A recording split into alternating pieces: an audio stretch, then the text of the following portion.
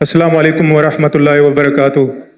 میرا نام آصف ہے، میں رینیوبل انرجی انجینئر ہوں۔ بائی بورن میں مسلمان ہوں اور الحمدللہ بائی ریسرچ بھی میں مسلمان ہوں۔ کچھ ویکنیسز آئی تھی کچھ سالوں پہلے، مجھے اتفاق ہوا پڑھنے کا یو کے اندر، اور وہاں پہ میں اپنا مائنڈ جو ہے وہ کلیئر کر کے گیا تھا، کیونکہ اگر میں یو کے میں پیدا ہوتا تو ہو سکتا ہے میں کرسچن ہوتا۔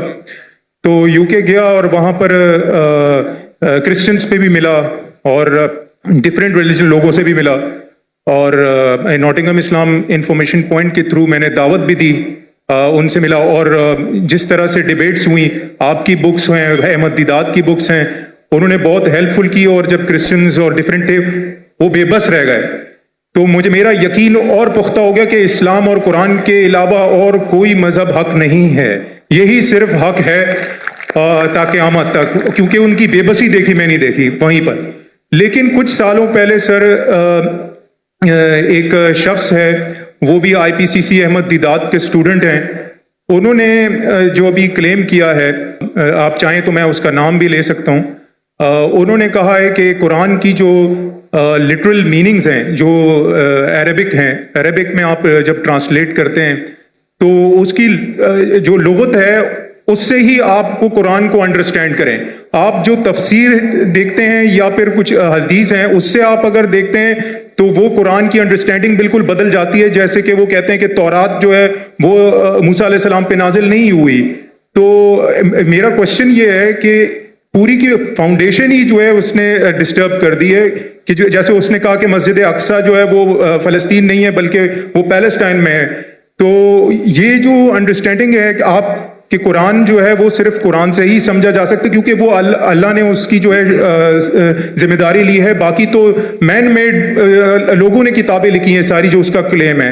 تو میری ریکویسٹ ہے کہ اگر آپ اس کو کلیئر کریں، اس انڈرسٹینڈنگ کو، کہ قرآن کو صرف اسی ٹرانسلیشن سے ہی سمجھا سکتا، کیونکہ اس کو قرآن نے وہ اللہ نے اس کی وہ لی ہے۔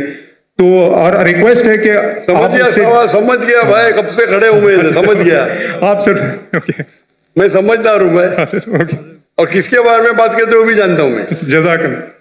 بھائی صاحب کا سوال ہے کہ ایک شخص ہے پاکستان میں جو دیدہ صاحب کا شاگرد کہلاتا ہے، اور وہ کہتا ہے کہ قرآن مجید کو لغوی معنی ٹرانسلیشن کیا ہے اس سے سمجھا جا، حدیث سے نہیں۔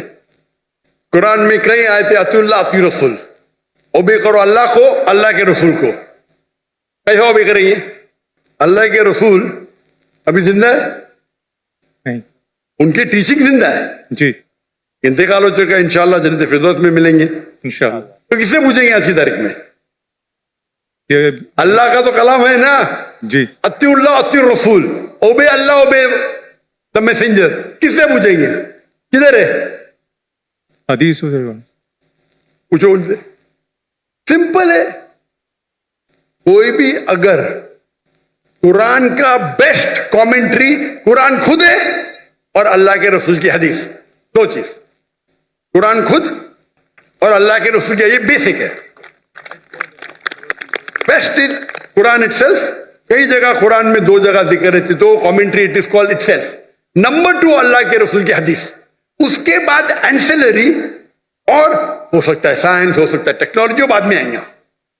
دو بنیادیں اپنے شریعہ کی، قرآن اور حدیث۔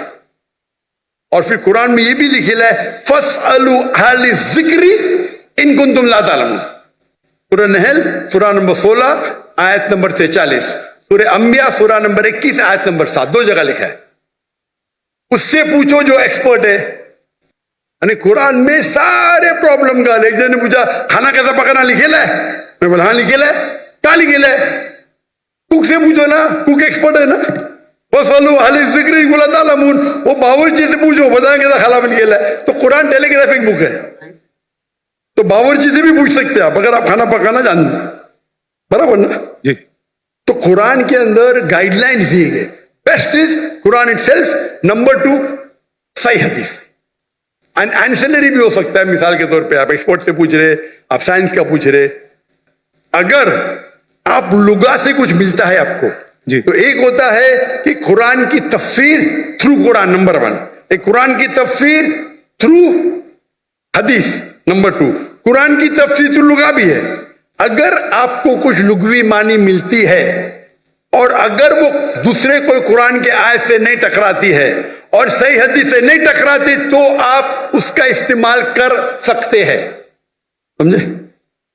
समझे ना? जी जी। क्योंकि कई बार एक अरबी लफ्ज के 3 मानी 4 मानी होते हैं, तो पहले आपको तहकीक करने पड़ेगा इसके बारे में कुरान में और कहां लिखा गया है।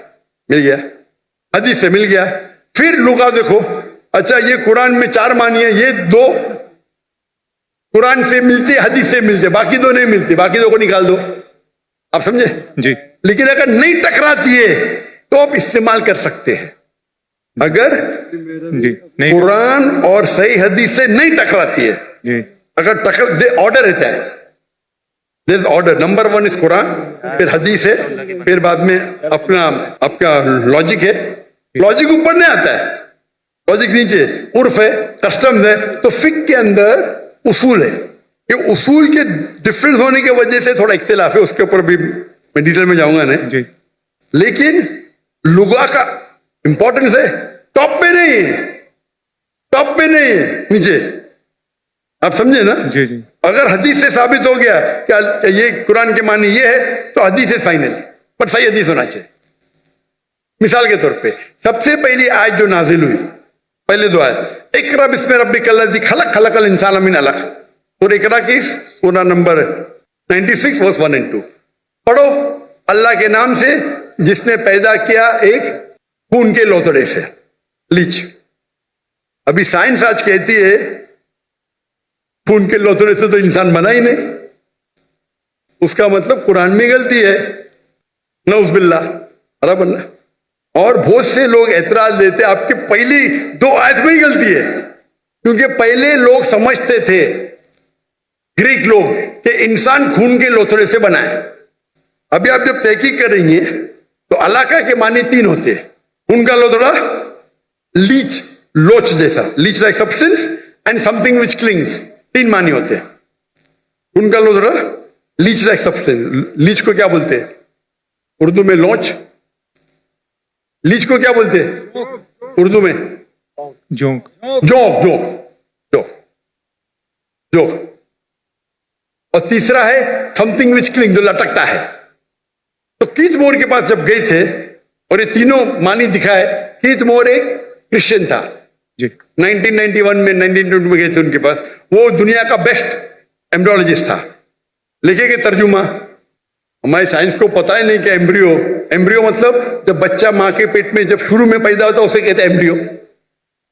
हमारी साइंस तो कहती नहीं कि वो जोंक के जैसा लगता है। वो माइक्रोस्कोप में गया, शॉक हो गया, अरे हाँ सही है भाई, ये जोंक लगता है। तो इसमें मानी कौन सी है? अभी अलाका की क्या मानी है? जोक। समझ गए? या बाद में उससे पूछे बाकी के बारे में क्या है? नहीं भाई, बच्चा लटकता भी है, तो दोनों सही है। बच्चा जब मां के पेट में रहता है, वूम में रहता है, तो बच्चा लटकता है थ्रू द एम्बोलिकल कार्ड, अम्बोलिकल कॉर्ड के थ्रू लटकता है, बराबर, दोनों सही है। और रिसर्च करे पता चला कि दिखने के अंदर बच्चा शुरू में खून का लोथड़ा दिखता है, तो वो भी सही है, खून के लोथड़े से नहीं बना, लेकिन खून के लोथड़े जैसा लगता है। तो कुरान की जो आयत है, इक़रा बिस्मि रब्बिकल्लज़ी खलक खलकल इंसान मिन अलक, अलाका के मानी खून का लोथड़ा, जोंक और लटकना, तीनों सही है। तीनों सही कोई भी हदीस से टकरा रहा नहीं, कोई भी तफसीर में लिखा नहीं, कोई भी तफसीर में लिखा नहीं कि ये लॉन्च के बारे में, जोक के बारे में जी खून का लोथड़ा लिखा है, लेकिन वो गलत फहमी थी, क्योंकि खून के लोथड़े से बनता नहीं, खून के लोथड़े जैसे लगता है। आप समझ रहे ना? जी। तो इस वक्त आप लुगा का इस्तेमाल करें, अच्छी बात है, लेकिन वो लुगा अगर कुरान की दूसरी आयत से टकराता है या हदीस से टकराता है तो उसको छोड़ देने का। आप समझ रहे ना? जी जी तो लुगा की अपनी उसका दर्जा है, लेकिन नीचे है। तो अगर आप उसूल को जाने, उसूल को जाने ने और अपने फतवे देने लगे तो हालत ही होगा। और उम्मत को अगर बेसिक नॉलेज है दीन की, कोई भी आलिम आपको کوئی بھی گھمائیں گا نہیں عالم. اگر آپ کو پتا ہے دین کے بارے میں واللہ کوئی بھی عالم گھما نہیں سکتا آپ کو. تو پرابلم ہے ہم دین کے بارے میں جانتے ہی نہیں نا. میں آپ سے سوال پوچھتا ہوں, اگر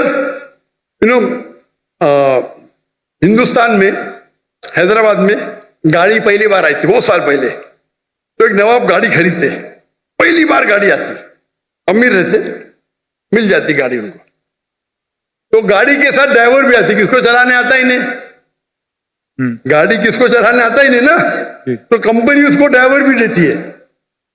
تو نواب صاحب بولتے میری بیوی کو شاپنگ جانے کے, گاڑی کو باہر نکالو. تو ڈرائیور بولتے نواب صاحب گاڑی خراب ہو گئی, اب بھی صحیح کرو. تو بولے صحیح کرنے کے لیے 10 کلو گھی چاہیے, 20 کلو رائس چاہیے, باسمتی رائس, اور 30 کلو شکر. تو نواب صاحب اس کو 20 کلو گھی دیتے, 30 کلو باسمتی رائس اور 30 کلو شکر دیتے, اور گاڑی چلنے لگتی. میں آپ کو پوچھتا ہوں, آج آپ کا ڈرائیور بولا مجھے گاڑی صحیح کرنے کے لیے 20 کلو اصل گھی چاہیے, 30 کلو باسمتی رائس چاہیے, اور 30 کلو شکر چاہیے, دیں گے اس کو؟ Of course not. کیا کریں گے, لات مار کے بھگائیں گے نا, کیونکہ آپ گاڑی کے بارے میں جانتے ہیں, جی آپ دین کے بارے میں نہیں جانتے تو یہ مسلمان کا جہل ہے. آپ دین کے بارے میں جان لیں گے تو کون آپ کو گھی نہیں پوچھے گا. آپ سمجھے نا. جی کل میرے بیٹے نے تقریر کی تھی اردو میں, کیا قرآن کو سمجھ کے پڑھنا ضروری ہے. ہو سکتا ہے کہ یہ ایگزامپل انہیں دیا ہوگا کل کی تقریر میں, دیے نا, ماشاء اللہ آپ تھے. جی تو وہ پرابلم ہے. اگر کوئی ایک دم پیچیدہ سوال ہے فقہ کا, تو جا کے پوچھو. یہ بیسک کیا پوچھنے کا, ہمارا فرض ہے. اگر کوئی فقہ کے بارے میں تو جاؤ مولانا کے پاس, اچھی بات ہے. یہ بیسک چیز کے بارے میں کیا, آپ سمجھے نا. جی تو if you know the basic knowledge کو ہمیں گھمائے گا نہیں. تو قرآن کو سمجھ کے پڑھو, الحمدللہ. جہاں تکلیف آتی ہے نزول قرآن تو عالم سے بہت ضروری ہے, لیکن یہ بیسک کس طریقے سے قرآن و حدیث پہ عمل کرنا چاہیے, تو ہر مسلمان اگر سیکھے, یہ ہمارے راہ نجات کی کتاب ہے, تو انشاءاللہ ہم اس دنیا میں سفل ہیں گے, آخرت میں بھی. جزاک اللہ.